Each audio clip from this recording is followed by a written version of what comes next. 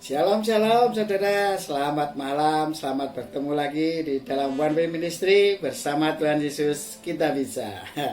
Oke saudara yang dikasih Tuhan, pada malam hari ini kita akan belajar lagi bersama Roh Kudus dalam tuntunan Roh Kudus ya.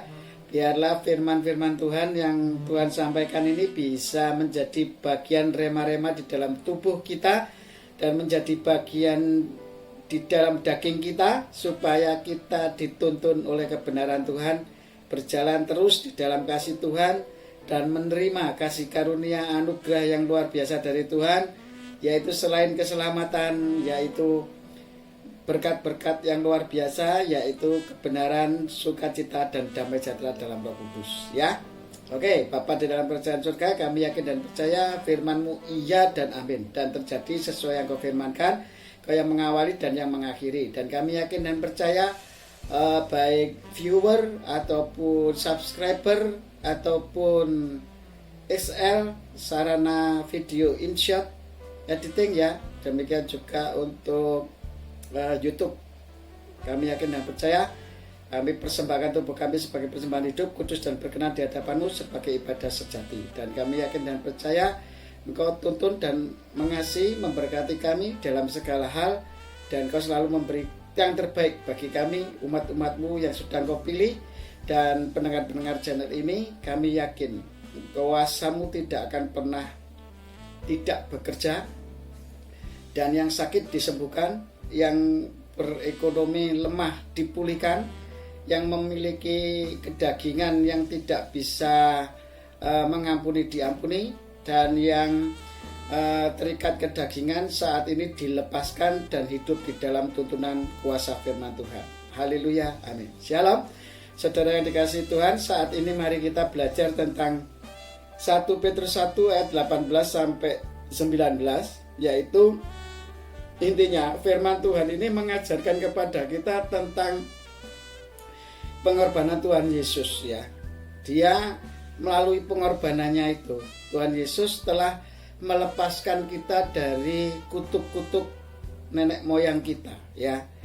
Jadi saudara yang dikasih Tuhan, siapa yang saat ini memiliki kutuk dari nenek moyang yang pernah terikat dengan ilmu-ilmu hitam ataupun ilmu-ilmu yang dipakai untuk dunia ini ya, mereka dalam keterikatan itu, Tuhan, barang siapa percaya Tuhan Yesus Kristus, dia akan dilepaskan ya. Intinya sangat besar kuasa Tuhan itu, bahwa Allah katakan di dalam Zakaria 4 ayat 6 itu mengatakan bahwa bukan oleh kuat dan gagah kita ya, tetapi oleh roh Tuhan, kata Tuhan, bahwa kuasa rohnya itu lebih besar daripada kuasa ilah zaman ini. Jadi orang-orang yang terikat dengan ilmu-ilmu yang dulunya dipegang oleh nenek moyangnya yang menurun, biasanya itu harus dilepaskan saudara. Nah, ilmu-ilmu itu, keterikatan-keterikatan itu ya, intinya semua itu adalah hawa nafsu kedagingan, perbuatan-perbuatan dosa yang tidak memuliakan Allah. Nah, itu namanya keterikatan-keterikatan kita. Jadi orang-orang yang belum percaya Tuhan Yesus ya toh, yang mereka masih senang hidup di dalam hawa nafsu kedagingan, yaitu amarah, kebencian, percabulan, pencederaan, enggak ramah ya toh, sombong, terus akar kepahitan, membenci sesamanya, bahkan bangga dengan kalau orang lain menderita, dan semua kedagingan-kedagingan itu adalah keterikatan kita dari nenek moyang kita di dalam kedagingan-dagingan kita. Jadi kita perlu dilepaskan saudara. Itu semua perlu pelepasan, kata Tuhan. Jadi semua keterikatan hal-hal kedagingan kita yang tidak berkenan di hadapan Tuhan, itu harus kita selesaikan dengan cara kita menyerahkan diri kepada Tuhan, mengaku bahwa Yesus Kristus adalah Tuhan, dalam hati dibenarkan, dan mengucap dengan mulut diselamatkan ya. Jadi intinya serahkan kehidupan kita sebagai persembahan yang hidup, kudus dan berkenan di hadapan Tuhan sebagai ibadah kita yang sejati. Nah, itu intinya. Jadi kita harus menyerahkan diri ini sepenuhnya kepada Tuhan dan berjalan dalam tuntunan Roh Kudus. Apa berjalan dalam tuntunan Roh Kudus itu? Ternyata sangat mudah sekali saudara. Pada saat kita bisa mengaku bahwa Yesus Kristus Tuhan, berarti Roh Allah itu sudah ada dalam diri kita, tinggal kita nuruti apa yang dikatakan firman Tuhan kita lakukan. Nah, itulah kita berjalan penuh di dalam tuntunan Roh Kudus. Pada saat kita menjadi pelaku-pelaku firman yang taat akan kebenaran firman Tuhan. Nah, pada saat itulah Tuhan mengatakan, aku sudah menebus engkau dari kutuk nenek moyangmu, dari kutuk hukum Taurat istilahnya. Kutuk hukum Taurat itu ialah kalau dulu itu Allah murka, saudara. Pada perjanjian lama itu kalau umatnya berdosa itu langsung dihukum, saudara.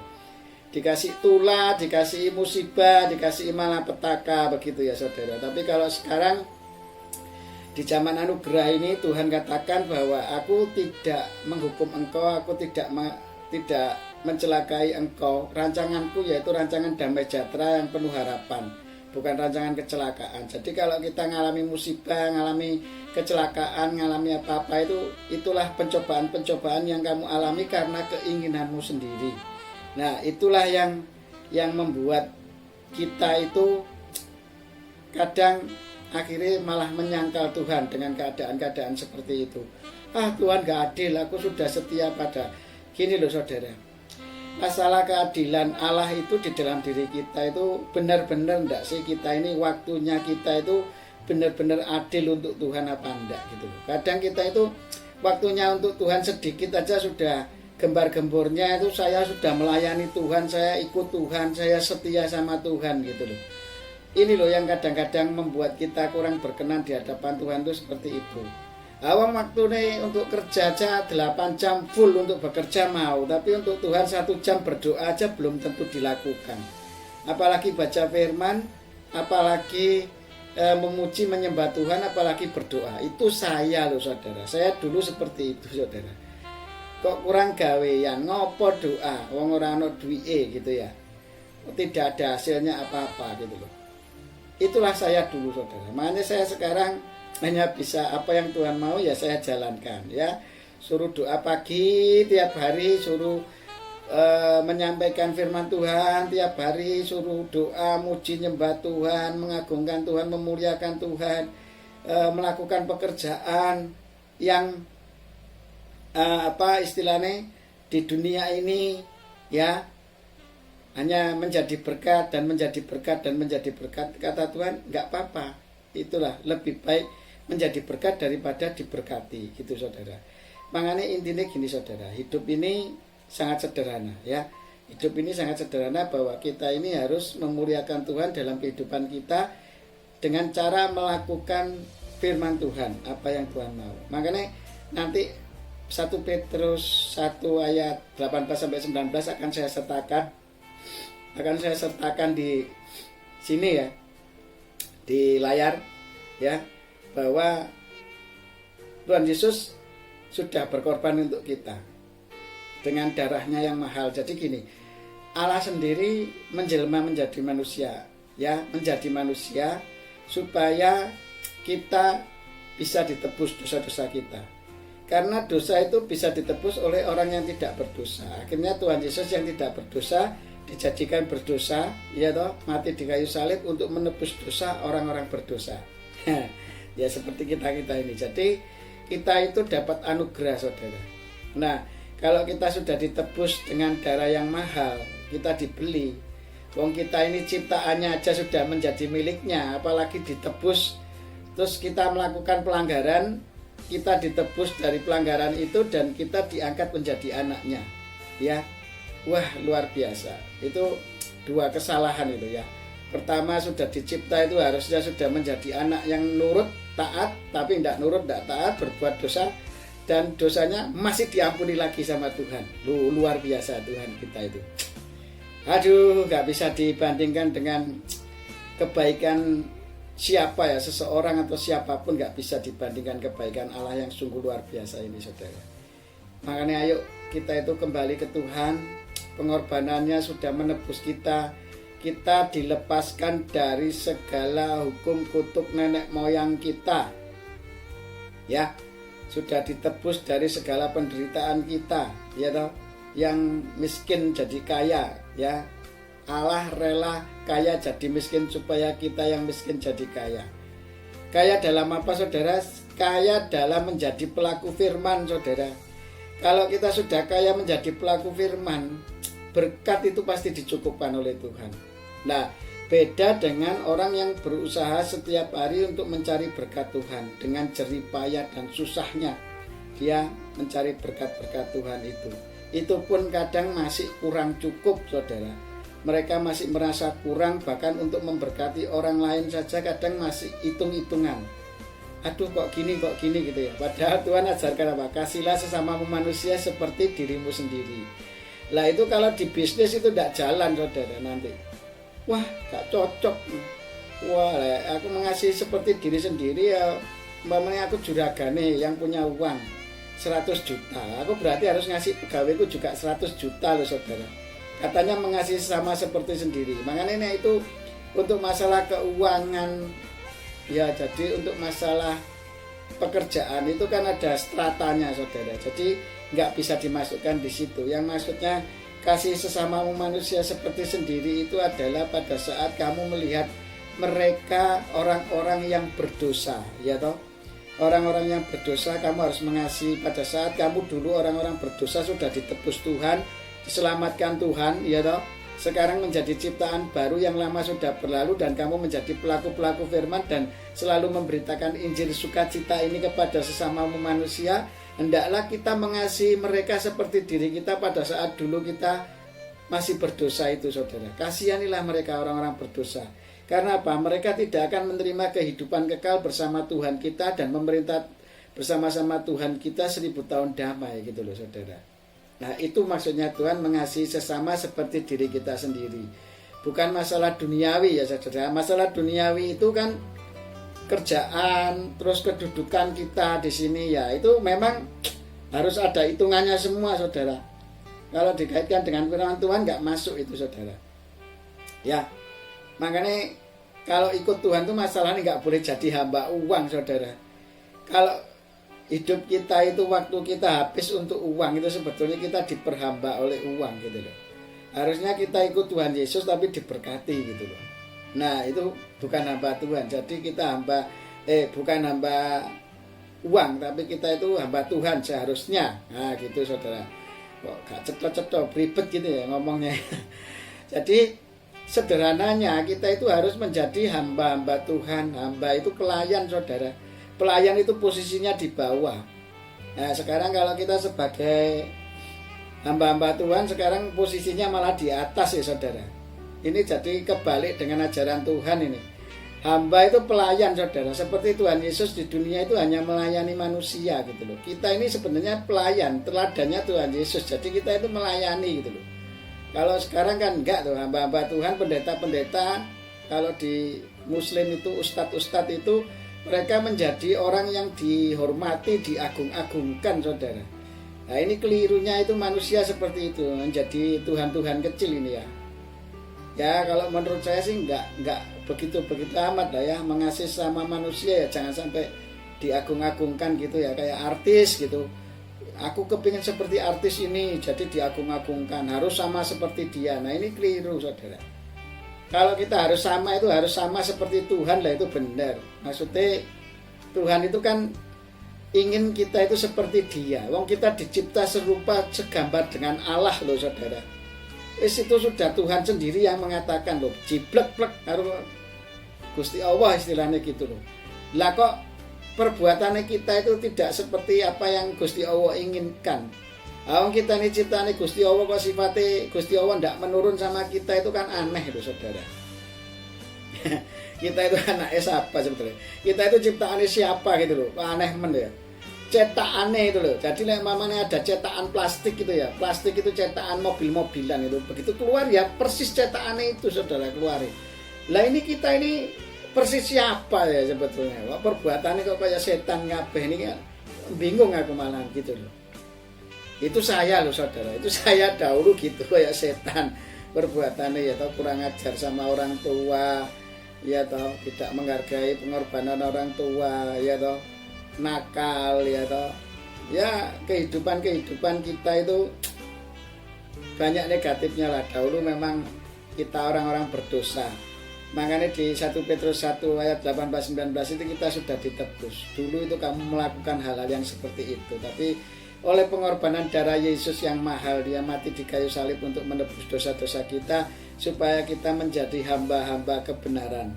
Nah, hamba-hamba kebenaran itulah adalah hamba-hamba yang setia dan taat dalam tuntunan Roh Kudus, menjadi pelaku-pelaku firman. Pada saat kita bisa menjalankan firman Tuhan itu sebetulnya bukan usaha kita, tetapi itu Roh Kudus yang menuntun kita untuk memampukan kita.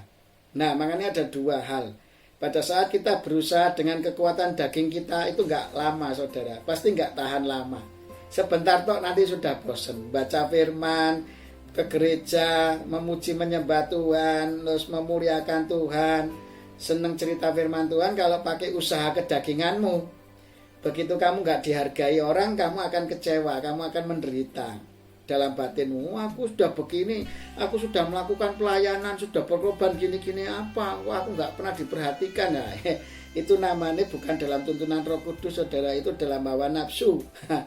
Makanya pelayananmu gak akan tahan lama, percuma, sia-sia. Tetapi kalau dalam Roh Kudus seperti saya ini, kita melakukannya karena sukacita, karena cinta dari Tuhan itu mengalir dalam kehidupan kita. Jadi kita melakukan ini semua, pelayanan ini hanya untuk Tuhan, untuk kemuliaan Tuhan. Dan kita nggak usah dipaksa, tapi kita rela berkorban karena Tuhan yang sudah memberikan kemampuan kita untuk berkorban.